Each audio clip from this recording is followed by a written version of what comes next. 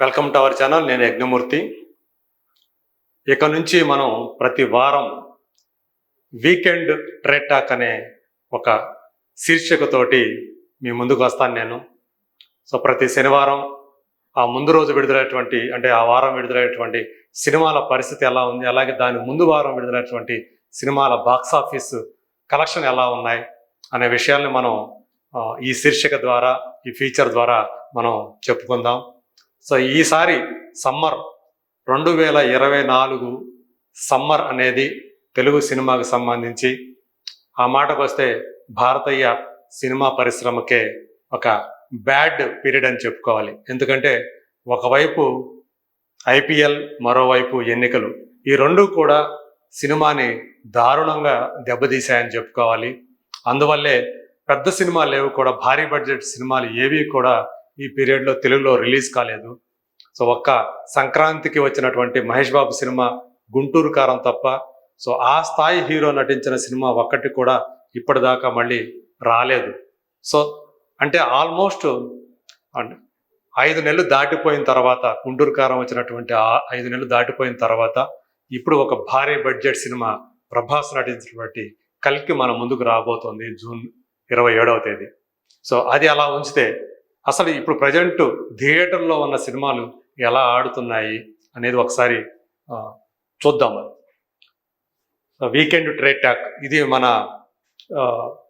శీర్షిక, మన feature. June 2వ వారంలో ఈ రోజు రిలీజ్ అయినటువంటి, నిన్న శుక్రవారం రిలీజ్ అయినటువంటి జూన్ 14 రిలీజ్ అయినటువంటి సినిమాలు ఏవి కూడా అంతగా ప్రేక్షకుల్ని ఆకట్టుకోవట్లేదు. దానికి తగ్గట్టుగా కలెక్షన్స్ కూడా నిరాశపరుస్తున్నాయి. అందుగురించే టాలీవుడ్ బాక్స్ ఆఫీసు నిరాశపరుస్తుందని చెప్పుకుంటున్నాము. ఈ వారం సుధీర్ బాబు హీరోగా ప్రేక్షకుల ముందుకి హరోం హరా అనే సినిమా వచ్చింది. ఈ సినిమా జ్ఞానశేఖర్ అనే అతను డైరెక్ట్ చేశాడు. ఒక యాక్షన్ థ్రిల్లర్గా ఈ సినిమా మన ముందుకు వచ్చింది. టాక్ అయితే ఫస్ట్ చూస్తే కొంతమంది బాగుందన్నారు, కొంతమంది అంత ఇదిగా లేదు అని చెప్పేసి అన్నారు. ఏమైనా సుధీర్ బాబు ఆయన యాక్షన్ అయితే ఈ సినిమాకి ఒక పెద్ద ఎసెట్ అని చెప్పాలి. అయినప్పటికీ కూడా ఓవరాల్గా చూసుకుంటే దీనికి రిలీజ్కు ముందు 6 కోట్ల రూపాయల బిజినెస్ చేస్తే మొదటి రోజు వచ్చింది 70 లక్షల షేర్. ఇది వరల్డ్ వైడ్గా వచ్చినటువంటి షేర్. కేవలం 11.6 నుంచి 8% మాత్రమే మొదటి రోజు దానికి రికవరీ అయింది. మిగతాది సాధారణంగా ఏంటంటే ఈ రోజుల్లో మినిమం 50% మొదటి రోజే రికవరీ అయితే తప్ప ఆ సినిమా బ్రేక్ ఈవెన్ పరిస్థితులు కనబడుతున్నాయి. కొన్ని సందర్భాల్లో మాత్రమే ఒక 30%, 40% ఫస్ట్ డే కలెక్షన్స్ వచ్చినప్పుడు కూడా మిగతా రోజుల్లో ఆ వీకెండ్లో ఆల్మోస్ట్ 80% వచ్చేయాలి. అలా వస్తేనే సెకండ్ వీక్లో మిగతాది ఆ రన్నింగ్లో వచ్చే అవకాశాలు అయితే ఈ రోజుల్లో ఉన్నాయి. అలాంటప్పుడు ఈ కేవలం 70 లక్షలు వచ్చినటువంటి పరిస్థితుల్లో 6 కోట్ల రూపాయల మొత్తం దాన్ని ఎలా సాధిస్తుంది, ఎలా రికవరీ చేస్తుంది అనేది ఒక పెద్ద క్వశ్చన్ మార్క్ అనుకోవాలి. అలాగే ఈ వారం విజయ్ సేతుపతి సినిమా మహారాజా కూడా వచ్చింది. బేసికల్గా తమిళ సినిమా ఇది, తెలుగులో డబ్ అయింది. దేశవ్యాప్తంగా చూసుకుంటే మొదటి రోజు ఈ సినిమా 4.55 కోట్ల గ్రాస్ని కలెక్ట్ చేసింది. చెప్పాలంటే ఒక మోస్తరు మంచి కలెక్షన్లే కలెక్ట్ చేసిందని చెప్పేసి, వసూలు చేసిందని మనం చెప్పుకోవచ్చు. పైగా ఇది విజయ్ సేతుపతికి తను నటించినటువంటి 50వ సినిమా కావటం ఒక విశేషం. ఒక మైల్ స్టోన్ లాంటి సినిమా. తను మహారాజా అనే ఒక క్యారెక్టర్ టైటిల్ రోల్లో తను సినిమా మొత్తం తన భుజ స్కంధాల మీద మోసాడని చెప్పుకోవాలి. తన కూతురికి ఎదురైనటువంటి ఒక కష్టాన్ని తను ఎలా డీల్ చేశాడు, ఆమెకి ఇబ్బందులు పెట్టిన వాళ్ళకి ఎలాంటి శిక్ష వేశాడు అనేది ఈ సినిమా ఆద్యంతం కూడా ఒక గ్రిప్పింగ్ స్క్రీన్ ప్లే తోటి నడిచి చాలా వరకు ఆకట్టుకుంటుందనే చెప్పాలి. ఏదేమైనా ఈ సినిమా రానున్న రోజుల్లో బ్రేక్ ఈవెన్ సాధిస్తుందని చెప్పేసి ట్రేడ్ పండితులు అయితే అంచనా వేస్తున్నారు. మ్యూజిక్ షాప్ మూర్తి అనే ఒక సినిమా రిలీజ్ అయింది. ఇది మనందరికీ తెలిసినటువంటి అజయ్ ఘోష్ టైటిల్ రోల్ పోషించాడు.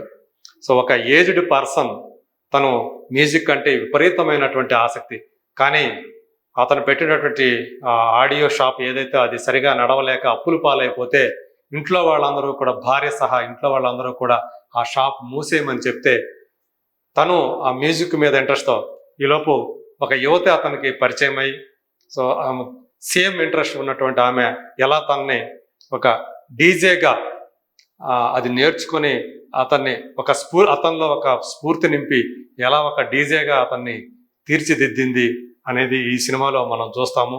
సో అట్లా ఒక ఎమోషనల్ జర్నీగా మూర్తి అనే ఒక సంగీతం అంటే ఇష్టపడే ఒక వ్యక్తి, అది కూడా ఒక ఓల్డ్ ఏజ్ వ్యక్తి, 60 సంవత్సరాల వయసు అట్లా ఉన్నటువంటి వ్యక్తి, అతను ఎలా తన మ్యూజిక్ జర్నీని సఫలీకృతం చేసుకున్నాడు చివరిలో అనేది ఆ ఎమోషనల్ జర్నీగా సాగింది. ఇది క్రిటిక్స్ని అంటే విమర్శకుల్ని బాగానే మెప్పించింది. బట్ ప్రేక్షకులుగా వచ్చేటప్పటికి ఇది కూడా డిసప్పాయింట్మెంట్ కలిగించిందనే చెప్పాలి. ఇంకా చెప్పాలంటే మ్యూజిక్ షాప్ మూర్తి గురించి, ఇది బుక్ మై షోలో చాలా మంచి రివ్యూస్ దానికి వచ్చాయి. సో 9.2 రేటింగ్ అక్కడ సంపాదించుకుంది. రేటింగ్ పరంగా చూసుకున్నా కూడా దానికి మంచిగానే ఉంది. బట్ ప్రేక్షకుల నుంచి ఆ ఆదరణ లభిస్తే అలాంటి మంచి సినిమాలు మరిన్ని రావడానికి అవకాశం ఉంటుంది. ఇది ప్రేక్షకులు గ్రహించాలి. అలాగే ఈ వారం ఏవం, నీదారే నీ కథ, ఇంద్రాణి అనే మరో 3 సినిమాలు కూడా ప్రేక్షకులను పలకరించడానికి వచ్చాయి. బట్ ఇవేవి కూడా వాళ్ళని అంటే ప్రేక్షకులు ఈ సినిమాల వంక చూడలేదని చెప్పుకోవాలి. ఆన్లైన్ టికెటింగ్ అయితే వీటికి ఏమాత్రం కొంచెం కాస్త కూడా సపోర్టింగ్గా అనిపించట్లేదు. బహుశా ఇవి అన్నీ కూడా డిజాస్టర్ కిందే నమోదవుతాయని చెప్పాలి. ఇది ఈ వారంలో రిలీజ్ అయినటువంటి సినిమాల పరిస్థితి. మరి గత వారం రిలీజ్ అయిన సినిమాల పరిస్థితి ఎలా ఉందంటే, మనకు తెలుసు శర్వానంద్ అలాగే కృతి శెట్టి జంటగా నటించినటువంటి మనమే అనే సినిమా మన ముందుకు వచ్చింది. ఈ రెండో వారం 7 రోజులు దాటుకొని 8వ రోజు, అంటే ఈ రోజు చూస్తే ఇది వాళ్ళ 9వ రోజు. బట్ 9 రోజులకు అంటే 8 రోజులు చూసుకున్నట్టయితే 78% ఇది రికవరీ అయింది. సో అంటే చాలా వరకు బెటర్ పొజిషనే అని చెప్పేసి అనుకోవాలి. సో ఇప్పుడు యావరేజ్ ఫ్లాప్ దశను దాటేసుకొని అక్కడి నుంచి యావరేజ్లో ఉంది. ఇంకాస్త అంటే ఈ వారం కూడా దీని కనుక కలెక్షన్స్ కనుక వస్తే కనుక అబోవ్ యావరేజ్ రేంజ్కి వెళ్ళి బ్రేక్ ఈవెన్ కూడా అయ్యే అవకాశాలు ఉన్నాయి. బట్ ఎంతవరకు థియేటర్లో సస్టైన్ అవుతుంది, ప్రేక్షకులు అంటే ఈ రోజుల్లో రెండో వారం ఏ సినిమా అయినా సరే పట్టించుకోవట్లేదు. వాళ్ళని బాగా మెప్పించిన సినిమా, బాగా ఆకట్టుకున్న సినిమా అయితే. బట్ ఇందులో ఆ శర్వానంద్, కృతి శెట్టి వాళ్ళ యొక్క ఆన్ స్క్రీన్ కెమిస్ట్రీ బాగా ఉందనే పేరు వచ్చింది. దానివల్లే మీరు చూసుకుంటే 7వ రోజు కంటే 8వ రోజు అంటే నిన్న శుక్రవారం ఈ సినిమాకి కలెక్షన్లు కాస్త ఎక్కువ వచ్చాయి. సో ఇది కొంచెం నిర్మాతల్లోనూ అలాగే డిస్ట్రిబ్యూటర్లో కూడా కొంత ఉత్సాహాన్ని నింపింది. అలాగే పోయిన వారం కాజల్ అగర్వాల్ టైటిల్ రోల్ పోషించినటువంటి ఒక పోలీస్ ఆఫీసర్గా నటించినటువంటి సత్యభామ సినిమా కూడా మన ముందుకు వచ్చింది. దీనికి చాలా మంచి టెక్నీషియన్స్ దీనికి పనిచేశారు. ఇప్పటిదాకా మనకి ఆ కాజల్ అగర్వాల్ ఇలాంటి యాక్షన్ రోల్లో గతంలో ఎప్పుడు చేయలే. పైగా తను హీరోయిన్ ఓరియంటెడ్ రోల్ ఆ సినిమా అది. సో ఆమె చాలా బాగా చేసింది, ఆ యాక్షన్ సీక్వెన్స్ని కూడా బాగా పండించింది అనే పేరు అయితే తెచ్చుకుంది. బట్ ఈ సినిమాను కూడా ప్రేక్షకులు ఆదరించలేదు. ఇది కూడా నష్టాలు అటు డిస్ట్రిబ్యూటర్లకి, నిర్మాతలకి తీసుకొచ్చింది. ఇంకా నవదీప్ హీరోగా జై అనే సినిమాతో పరిచయం అయ్యాడు. ఆ తర్వాత గౌతమ్ ఎస్ఎస్సి లాంటి సినిమాలు అలరించాడు. కానీ తర్వాత కాలంలో అతనికి హీరోగా సరైన అవకాశాలు రాకపోవడంతో వేరే వేరే పాత్రలు చేసుకుంటూ వచ్చాడు. సో కొన్ని క్యారెక్టర్స్, చిన్న చిన్న క్యారెక్టర్స్ కూడా చూసాం మనం. ఆర్యా 2లో ఒక సెకండ్ లీడ్గా కనిపించినటువంటి అతను తర్వాత ఆ మధ్య వచ్చినటువంటి అలవైకుంఠపురం అనే సినిమాలో అల్లు అర్జున్ ఆఫీస్లో పనిచేసే వ్యక్తిగా ఒక చిన్న అంత ఎక్కువ ప్రాధాన్యం లేని రోల్ కూడా కనిపించాడు. చాలా కాలం తర్వాత హీరోగా తను తాను ప్రూవ్ చేసుకోవాలనే ఉద్దేశంతో ఒక బోల్డ్ కంటెంట్ తోటి తను వచ్చాడు, లవ్ మోళి అని చెప్పేసి. సో అది రిలీజ్కి ముందే కొంచెం ఆ ట్రైలర్ తోటి కొంచెం ఆసక్తి రేపించింది, మరి బోల్డ్గా అనిపిస్తూ ఉంది అని చెప్పేసి కూడా టాక్ తెచ్చుకుంది. బట్ సినిమా రిలీజ్ అయిన తర్వాత ప్రేక్షకులు ఎందుకునో దాని వైపు ఎక్కువగా ఆదరించలేదు దాన్ని. అట్లా అసలు ఆల్మోస్ట్ థియేటర్ నుంచి ప్రస్తుతానికైతే కనుమరుగైందనే చెప్పుకోవాలి. అట్లాగే అంతకు ముందుకు వెళితే ఇంకా అంటే మే చివరి ఎండింగ్లోకి వెళ్తే మనకి gangs of Vishwaksen cinema gangs of Godavari, అలాగే కార్తికేయ నటించినటువంటి భజే వాయువేగం, అలాగే ఆనంద్ దేవరకొండ హీరోగా నటించినటువంటి గమ్ గమ్ గణేష, ఈ 3 సినిమాలు మన ముందుకు వచ్చాయి. ఈ మూడింట్లో బెటర్ అనిపించింది గ్యాంగ్స్ ఆఫ్ గోదావరి. సో మనందరికీ తెలిసినటువంటి రైటర్ కృష్ణ చైతన్య, సో అతను డైరెక్ట్ చేసినటువంటి 3వ సినిమా ఇది గ్యాంగ్స్ ఆఫ్ గోదావరి.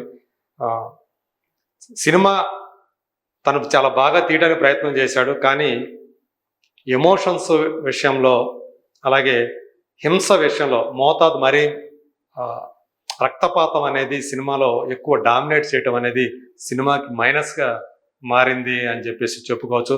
దానివల్ల ఫ్యామిలీ ఆడియన్స్ ఈ సినిమాకి దూరమయ్యారు. అయినప్పటికీ కూడా మంచి ఓపెనింగ్స్ అయితే తెచ్చుకుంది, ఆల్మోస్ట్ బ్రేక్ ఈవెన్కి దగ్గరగా వచ్చి ఆగిపోయింది. ఇక భజే వాయువేగం ఇది కూడా యాక్చువల్గా మంచి టాక్ తెచ్చుకుంది, కానీ అంటే మొదటి రోజు కంటే రెండో రోజు, అట్లాగే మొదటి రోజు కంటే మూడో రోజు కూడా కలెక్షన్స్ ఎక్కువ వచ్చిన, అంటే ఆ వీకెండ్ ఫస్ట్ వీకెండ్ బాగున్న తర్వాత వీక్ డేస్లో క్రమేణీ కలెక్షన్స్ పడిపోయి ఇప్పుడు అసలు థియేటర్ నుంచి అసలు చాలా అతి తక్కువ థియేటర్లో మనకు కనిపిస్తుంది. సేమ్ గమ్ గమ్ గణేష పరిస్థితి కూడా అంతే, ఇదైతే ఆల్మోస్ట్ థియేటర్ నుంచి మాయమైపోయిందని చెప్పుకోవాలి. ఇలా ఈ సమ్మర్ అంతా కూడా చాలా డిసప్పాయింట్మెంట్ కలిగించింది. ఒక రకంగా చెప్పాలంటే సినిమా పరిభాషలోనే చెప్పుకోవాలంటే ఈ బాక్స్ ఆఫీస్ డిజాస్టర్గా నిలిచిందని చెప్పుకోవాలి సమ్మర్ డేస్ అంతా కూడా. సో ఇప్పుడు మన ఆశలన్నీ కూడా ఈ నెల జూన్ 27వ తేదీ రిలీజ్ కాబోతున్నటువంటి కల్కి మీద ఉండే. ఈ లోపల మళ్ళీ నెక్స్ట్ వీక్ కూడా కొన్ని సినిమాలు, ఈసారి 7 నుంచి 10 సినిమాలు మన ముందుకు వచ్చే అవకాశం ఉంది. వాటి గురించి నెక్స్ట్ వీక్ మనం మాట్లాడుకుందాం.